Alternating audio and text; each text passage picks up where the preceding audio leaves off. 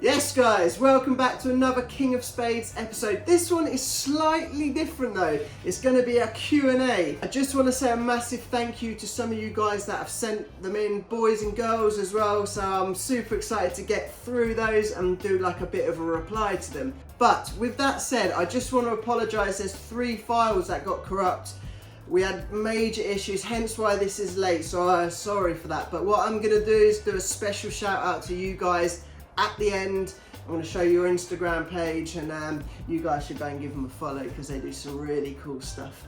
But anyway, with that all being said, let's jump right into it. Hello Sam, I have a few questions for you. I was just wondering how you got into trail building. Oh, what a great question. Start right at the top. Well, how did I get into trail building? Well, where I used to live, there used to be a place called Castle Meadow was just around the corner from mine.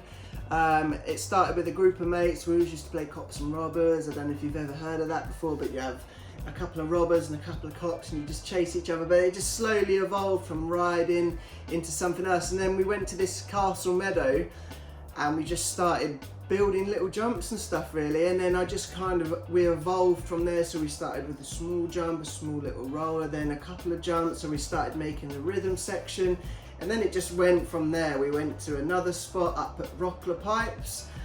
So yeah, that's kind of where it all started for me when I was probably about 6 or 7, and obviously the local BMX track as well, just trying to get the wheels off the ground. So that's kind of where it all started. And how that started for you, and why you wanted to, and if you made any other trails except for WOBURN.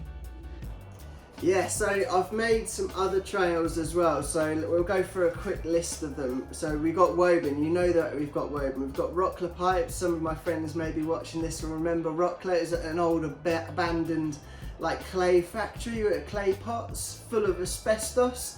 Yeah, Rockler Pipes, Castle Meadow, and that was kind of just the foundation for it really, because we had so much going on there. All my mates were there, we were just digging and building, and we had lots of other little spots, but because where we live in Milton Keynes, the land's quite tightly monitored by the council, so you'd build something, it'd get flat. So that is why I've ended up at WOBURN, because it's managed by a park. We're not going to get any trouble with the council, and they kind of let us have free roam to a certain extent. There is sort of little guidelines in there, but when we do some more videos back up at WOBURN, maybe I'll talk you through some of those. All right, let's get in. And also, what's your favorite feature to make? Because they all look sick. Which is your favorite to kind of put together and construct? All right, sick. Thank you. Jam-packed full of questions, that one. I hope you've all started to make sense of what I'm actually talking about. But my favourite feature to make, that's a great question to be honest, because I like building all the features because they're all sort of special in their own little way. So you have a takeoff, whether it's a race or a kicker or a hip, or you have a berm where it's a 90 or a 180, or 2 switchbacks, so you've got a left to a right.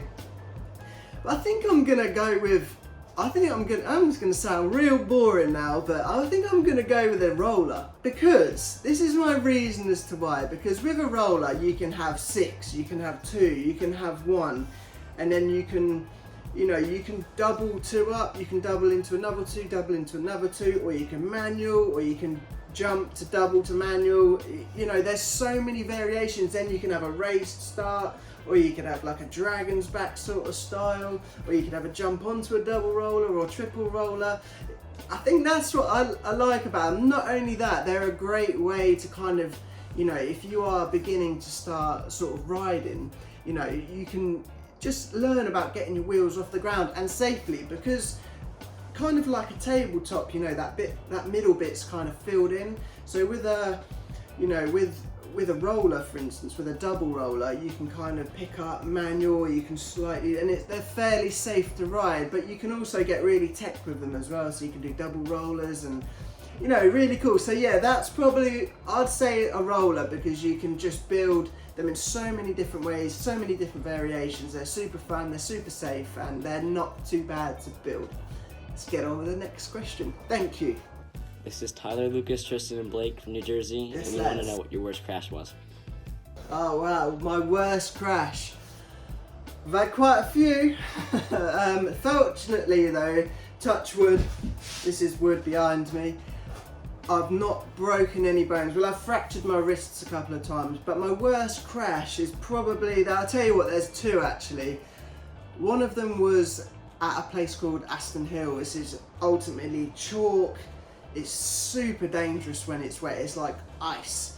And it's full of slate, but I remember just coming down through the four-cross track over the back. Some of you older guys watching this might know of that. There was a step down, and as I was coming down the step down, I kind of pushed through to kind of race it, and next thing you know, I've just gone straight over the bars, round the berm on my face. Next thing, I'm in an ambulance. So yeah, it's quite going from racing to in an ambulance like that. So yeah, these things do happen, so you know, that's why I say to wear a helmet and stuff.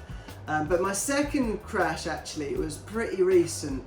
I'd like to think because I've crashed so many times, I like to think I'm quite good at crashing. I remember when I was more of a youngster, they used to think I was a little bit of a cat sort of style, because if I was to bail my bike in the air, I'd always, most of the time, land on my feet, you know, and I've got that kind of, you know, spatial awareness to kind of see where I'm going. But going back to this crash, just had a crash at Matt Jones's compound actually. You'd think an airbag's actually quite safe, you know, with it being quite a soft landing, but we was just kind of testing it, and you know, just had these new ramps set up. Wasn't sure about the pressure in the bag, you know. I think I went to do a 360 after Matt probing me for such a long time to do it. It's quite intimidating going off a 50-foot rolling into his stuff. But yeah, shout out to Matty anyway, the compound's sick. But yeah, so the airbag was far too hard, so I've gone up to do a 360 and think, oh yeah, this is nice, and I thought, oh no, I'm a bit out of shape, so I've bailed off the bike. As I've come down, I've spotted my landing where I'm going to land. I thought, oh yeah, I'll just land and run out. And because the bag was so hard, bounced me, it completely threw me off guard, and then next thing I know, I've smashed my head on the airbag, which you wouldn't think would be hard, but it was rock hard. And it just gave me, like, it just shook my brain. Like, I've never experienced anything like it. That night I had really bad concussion, so I had to go to the hospital. And it's actually quite scary, to be honest, because, you know, I've crashed so many times, and for a crash where you're ultimately just kind of messing about, just on an airbag, you think it's kind of harmful fun. Next thing you know, it's just shook me up so bad. So yeah, that was actually quite scary, quite a scary crash, because you just realise, like, crikey, I'm not as, you know, indestructible as I think I am. It's probably my age catching up with me a little bit, but yeah, anyway, just if you are playing on airbags, I think there's a good snowboarding tip, or I remember Matty saying something about putting a helmet, like material cover, over your head, because what happens is that when your head hits the airbag, it can grip, and so that's what, you know, you can break your neck, or you just got to be super careful. I think other people have said about having Vaseline on your helmet so it actually slips, so your head doesn't grip in the bag or wetting the bags up. But anyway, I'm not saying about, you know, what to do on an airbag. These are just things I've heard. So but yeah, so that was a bit of a gnarly crash. So but that took me about 8 weeks to get over that, and I felt nauseous, I felt sick, I was just kind of all over the shop. So yeah, I was quite scared. So with that being said, just wear a helmet. There is some really cool helmets out there, you know. Go around, shop about. You know, you can get the ones with the ear flaps that I wear, which is quite nice. It just protects. They're super, you know, nice fit. Always spend out a little bit if you can on a helmet, because, you know, ultimately that's protecting the meat inside this pot here. But anyway, let's crack on with the next one. Cheers. So I'm out at the jumps now. I do a lot of trail building. You can watch my channel, Has Nation Bikes, YouTube and Instagram. And my question is, you're obviously very good with a spade, but how do you go with woodworks? And I feel like you should do some more wooden features. What kind of features would you do if you could be like, what's the most creative thing you've come up with that you want to do? What a question. Thank you so much. Well, I don't know about good with a shovel. We have a go, that's for sure, but I wouldn't be you know, well, we wouldn't be where we are now without the crew up at WOBURN, because, you know, it's just a crew thing. So yeah, shout out to the crew. But yeah, wooden features, I'm gonna go straight to the point. I love building wooden stuff. It's not my forte, I'm not a chippy, but I love having a go. But at WOBURN, we're not allowed any constructions. We're not allowed anything made of wood. We can't build kickers out of wood. We can't build like cases, basically no constructions. And the reason is for that is because it's a private bike park. We can't actually, you know, we can't manage who builds them, whether they're built safely or anything like that. So they've basically said no wooden constructions. But with that being said, I do love building a wooden construction, and if I ever had my own park, I'd certainly put them in, because I can, you know, maintain them, we can manage them and build them accordingly to, you know, to whatever suits. So I tell you what, there's this favourite feature that I've seen that I'd love to build, and one day I absolutely will. I think it was either Matt Hoffman, Dave Meara or Tony Hawk, or potentially a collaboration of the three. But what it was like, I don't even know how to explain it, but it was like a big wall ride kind of corkscrew, kind of, it all spiraled down. But that would be amazing to build something like that. One thing I would like to build is a dirt loop. I've seen, I think Red Bull have tried it with like a wooden carcass. I don't know how you'd go about doing it, but something like that, something super technical that, you know, that'd be cool. But with the wooden stuff, you can't beat a wooden kicker. You know, the nice thing about a wooden kicker compared to dirt, it's the same every time. You know, with a dirt, over time it wears, it gets weathered. You know, with a wooden kicker or even a steel kicker, they always stay the same. So you know exactly every time you hit that lip, boom, you know what you're going to get out of it. Thanks for the question. Let's go to another one. What's up, guys, over there at King of Spades? I'm from America, and I got a YouTube channel, Dirt/Street. Y'all should go subscribe, but something's not right. Oh, that's way better. Now I'm always protected. But I'm an action sports rider, dirt jumps. There's one of my pictures. Like it. There's another picture. Yeah, so as y'all see, but my question is, how do y'all feel about wooden features? Do y'all like wooden features or not because they get all slippery and slimy, or do y'all like just dirt? So wooden features or dirt? That's my question. Hope y'all have a good day. Oh, another one about wooden features or dirt. I'm governed at WOBURN, so I can only really build, you know, dirt stuff. But if we were allowed to build wooden stuff, I'd 100% build some more wooden features. So the question is, wood or dirt? For me, it's going to be dirt. I'm afraid. Dirt, I love shaping dirt, I love making dirt, but I am partial to a little bit of wood making. So I think if we had some more rules and we could build stuff from wood, I'd definitely build some wood. But where I am at the moment, it's dirt for me. So cheers, buddy. Keep up the steez as well. Yo. Yo, what's up, King of Spades? This is Logan Canals coming from Bridgman, Michigan. I hope all is going well. And my questions for you are, what's the biggest jump you've built and what's your weather like? Yo, what's the biggest jump I've built? Probably, I never built it all, you know. If you haven't checked out the Burn Crew, check out the Burn Crew. The biggest line I've probably been a part of, I didn't build personally, we built it all together with part of the Burn Crew. I think we'll put a link up somewhere there, but yeah, check them out.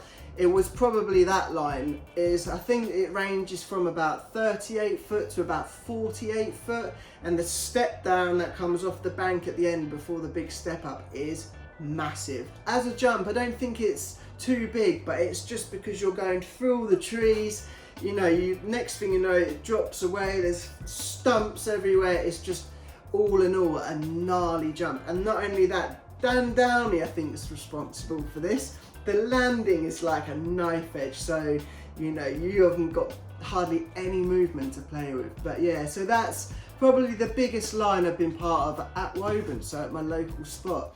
And with regards to the weather, it's okay. It's typical English weather. You know, it's sunny, it rains, it's windy, it snows. It's kind of a complete bag of everything. But for me as a trail builder, it works perfectly, you know, because it's so much better if the ground's slightly damper. And with woburn being sand, it runs better and slightly damper. So yeah, cheers buddy, let's crack on with the next one. Hi, it's Max and Emily from Detroit, Michigan. And we must ask you a question. What do you think about dirt jumps that have logs on the inside or things that are filled on the inside to make up the negative space? Oh, awesome, cheers guys. Yeah, as you've probably seen from one of my videos, in fact, I'll link it somewhere up here, some of that YouTube magic. Yeah, it's a weird one really. I'm not a big fan of putting logs in this. There's two reasons actually as to why I don't really like building with logs or materials.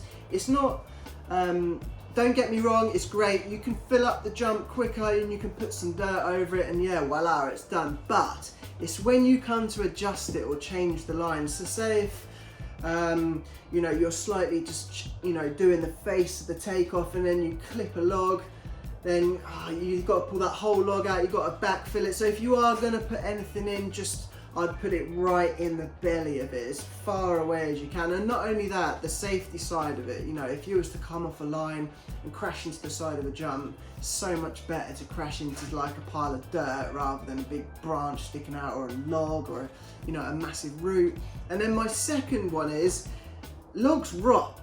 So ultimately in time you might have a big void in there, and then that one day only has to happen once, you know, that face might just cave in where, you know, it's rotten away on the inside and it's just blown a massive hole out. So me personally, I wouldn't use them. I know sometimes you have to. I know some of you guys out there, you know, you're very limited with dirt. So if you was to use logs, I'd just go for a really big diameter, so you know they're going to be there a long time. Little skinny twigs and stuff, don't even bother. So yeah, that's my idea with them. You can, but just be wary of it. Just kind of, you know, plan it a little bit. But yeah, cheers. I like the moustaches too. Nice touch. Right, let's get on for the next one. Is it normal to have bird poop on your lip? Depends. If you build it under a tree or a nest, yeah, then maybe. I don't know, you might want to mix it in. It could go off like cement. Certainly a different one has caught me off guard a little bit, that one. But yeah, cheers for that. I'd probably clean it up and yeah, stop feeding the birds there maybe. You've been leaving your lunch there, have you? Anyway, cheers for that buddy. Let's crack on. What's up, King of Spades? My name's Brian from the channel Aired BMX, and we're coming at you from lovely Central Texas today. So we're out here at my backyard dirt jumps midway through a rebuild, and I just wanted to hear your thoughts on something real quick. What do you think about using soil tack on dirt jumps like these? You think it's a good thing? You think it's detrimental at all? Just wanted to hear what you have to say. All right, thanks, and keep smacking those lips. Yo, soil tack. I've heard about soil tack before.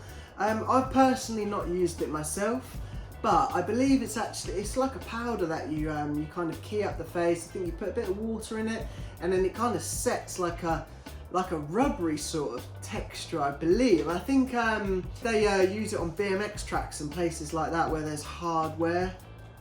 I'd have no issue using it at all. I think it's a great thing if it improves the quality of the trail and it prolongs the life of the trail. Happy days, yeah. If it works for you, then do it. That's the thing.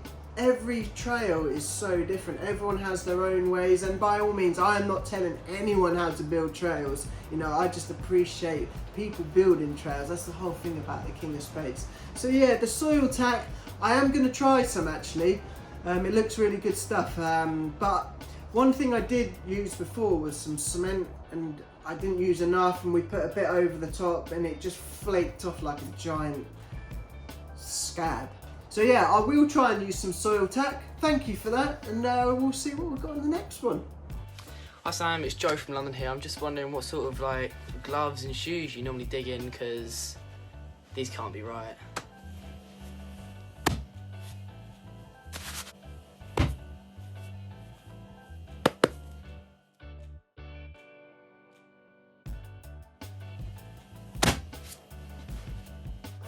Yo, love the transitions there between the, you know, your hands and the gloves. That's really cool. I like that. Very creative. So for me, riding on my trail bike, on my dirt jump bike, I just wear a pair of Vans trainers or a really kind of worn out pair of 510s. I like the 510s, but I find they're a bit too grippy for dirt jumping. I like my feet to float about a little bit. But with regards to gloves, don't wear any gloves on the dirt jump bike. On my downhill bike though, I love a set of 510s. The grippier the better, because if my feet stay in the right place, I'm ready to pedal, I can corner better, and you know, I generally stay on the bike better. Also, I wear gloves on a downhill bike.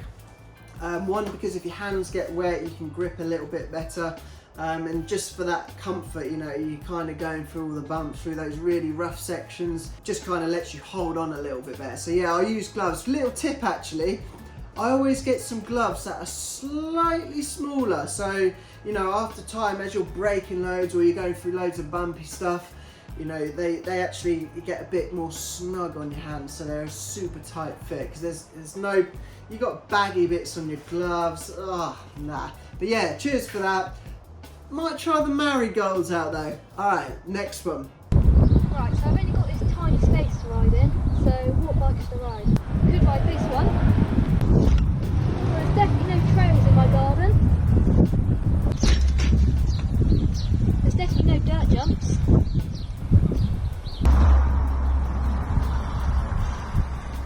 Looks like I'm riding this then. Oh yeah, skills. Yes.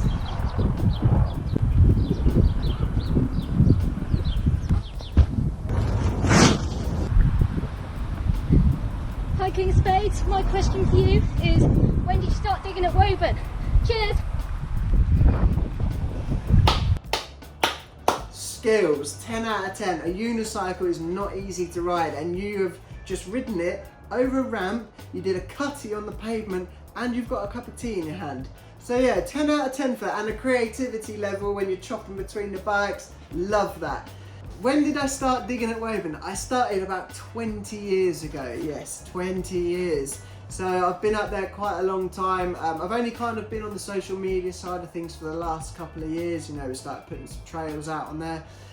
Originally I was a trials rider and a dirt jumper, and I've kind of done a bit of everything, but I remember some of my earliest memories going up Woburn was on a trials bike with raked out forks, doing jumps on my trials bike. Because back in the day I used to ride for Giant with a good friend Russell. So yeah, that's where it all started really, about 20 years ago. So I've been digging up there a long time. It's been bulldozed once, it's been changed so many times.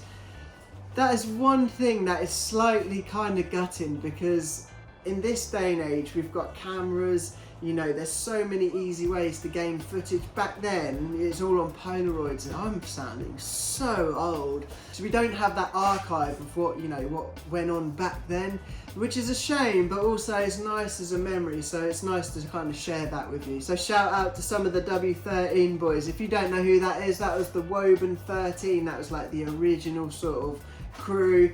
And as we got older, people started going sort of different ways and stuff, and then the Burn crew evolved. If you are wondering how we got the name for Burn crew, pretty straightforward. You got Woburn, take off the woe, put the burn, slide in a bit of crew, Burn crew. Simple as that. Cheers for your question, buddy. Keep up the skills. Epic, mate. Oh wow. Hello, Governor. When you're digging, do you have this problem? No, but seriously, do you name your special weapons? This one here is called John II, because it's been used twice for areas where we need the John. Thank you. Yes, Div Devlin. If you've never heard of him before, I'm going to put it out there. He is one of the steeziest underdog dudes going on a bike. His style, he's like Mr. Spaghetti Man. The shapes he can like get his body into on a bike, incredible. And he's a top dude as well, and slightly mental. You should check out some of his cliff jumps. But yeah, check him out on Instagram, Div Devlin. But yeah, do I name my shovels? In fact, I do actually. This one I've got here, thank you very much. This one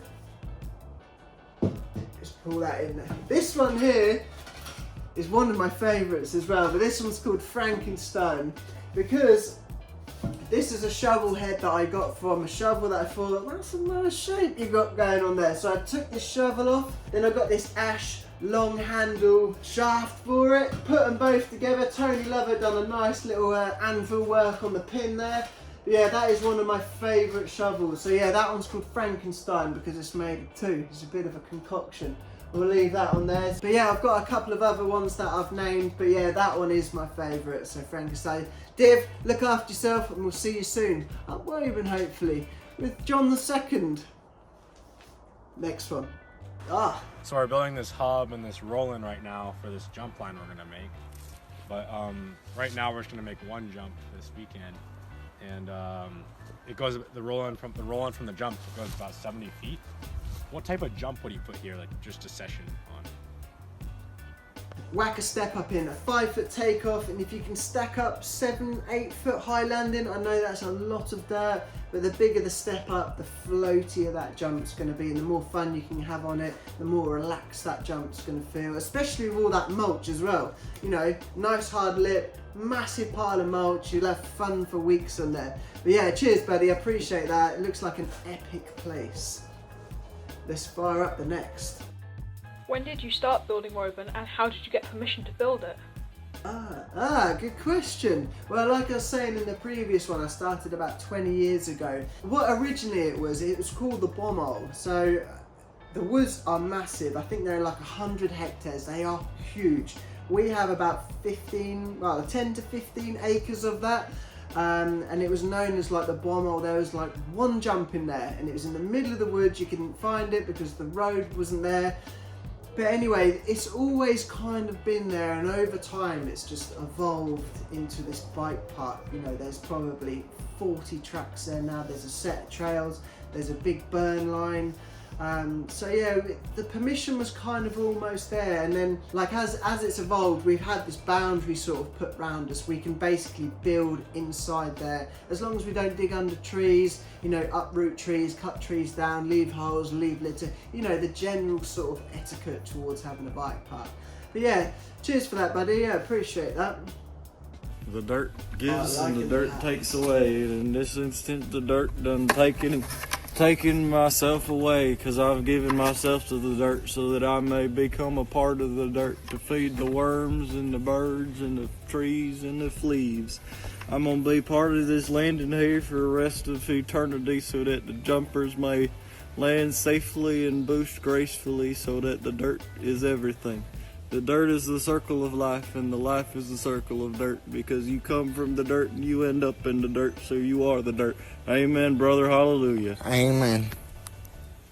Amen to that. Yeah, it's all about protecting kind of where you live and, you know, looking after the nature and kind of working with the elevation of the ground. So yeah, I respect exactly what you're saying there. Dirt is the circle of life. So yes, look after yourself. Yo, what's up, the KOS crew? Sam, how are we, sir? My question to you is, if you was to build like a soft landing for the last set of the trails, how would you build it? Would you consider building a soft landing at Woburn for the last set for everyone to send it on? And yeah, how would you go about building one? I've used memory foam mattresses. Still yet to be tweaked with, but I think it's going to be pretty good. It's going to work, maybe, or we might send you over the bars. But yeah, how would you go about building one? And don't just say, oh, churn up the landing, because that only lasts about 10 runs, doesn't it? So yeah, safe Sam, KOS. Oh, Matt, absolute legend. Shout out to Matt actually, because every time we have a dig day, he's down smashing wheelbarrows. In fact, I've got a pair of your gloves. But yeah, anyway, going back to a question, how would you build some sort of mulch safe soft landing without chopping up the ground? Love your idea actually, by using like the mattresses. I think that's a brilliant way of doing it, because you know, it goes back to its original shape every time, so you can just keep session until you bust the spring. Saying that, you did use memory foam, but anyway, so I was having to think, what about if you use like a car tyre? You know, if you got like, say, a row of 8 together and then you made them row down and bolted them all together. You know when you push a tyre and you can push it down and it comes back up, it kind of, a bit like the memory foam mattress, it holds that form and returns to its original shape. Like if you put them all together and, you know, bolted them all through and then covered it with dirt, it might work as some sort of like giant spring. I don't know, but yeah, it's a real interesting one. A lot of people now are using the airbags, which is cool, as you've seen from earlier. Dangerous though. But yeah, I think the memory foam mattress is a great idea. A lot of people now are, you know, chopping up landings for that safer sort of landing so you can actually run out. I know what I done on the 4th hip with all the lads up at the trails is that rolled up a carpet, so it's like a big sausage, and then put it on the knuckle of the landing, so as you're coming up and you come up a bit short, it just takes that thud out of it a little bit, especially on like a knife edge landing where it's potentially like 20 foot down. You know, it just takes that sharpness out of it. But anyway, yeah, great question, Matt. Shout out to Matt. Nice one. Let's see what we got on the next one. Yo man, this is Mike from Shiba Bike Farm. So, a question for you, my brother. For when a D10 digger, huh? To move all those huge piles of dirt. Or for when a sponsorship or a partnership with a brand of diggers. That way you can move like thousands of dirt and shape it like you already do. Cheers man, keep the good work. Yo, at the moment, I currently have no sponsors or no supports. Every build we do, everything I build for the YouTube channel is all funded from myself. But I'd love to have a sponsor like that, you know, Caterpillar or someone like that. A D10, oh, they are like the best thing in the world. I think the blades on them is about 4 or 5 meters. If you don't know what a D10 is, it's basically a massive quarry bulldozer. Epic.